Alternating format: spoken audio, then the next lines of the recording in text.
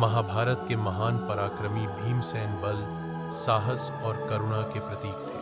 उनके जीवन में केवल युद्ध ही नहीं, बल्कि प्रेम और परिवार का भी एक गहरा अध्याय जुड़ा हुआ था।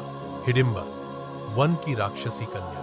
वनवास के दौरान जब पांडव लाक्षागृह से बचकर भागे, तो वे एक गहरे जंगल में पहुंचे।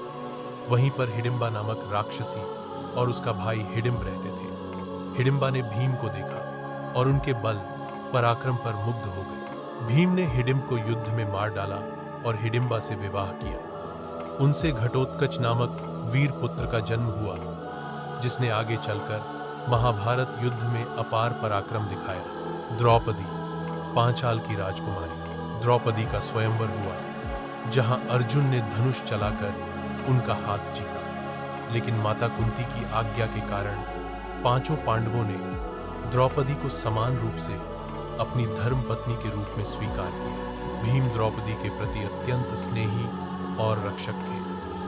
उनके गर्भ से सुतसोम नामक पुत्र उत्पन्न हुए। वलंधरा, काशी की राजकुमारी वलंधरा का विवाह भीमसेन से हुआ।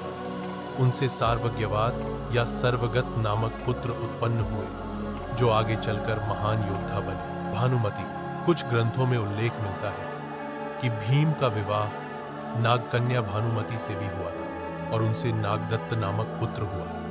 कुछ अन्य पौराणिक उल्लेखों में भीम की विवाह कथाएं अलग अलग रूपों में मिलती हैं। इस प्रकार भीम की प्रमुख पत्नियां हिडिंबा, द्रौपदी, वलंधरा और भानुमति थी। भीम का जीवन केवल बल और क्रोध से ही नहीं, बल्कि परिवार, प्रेम और करुणा से भी पूर्ण था।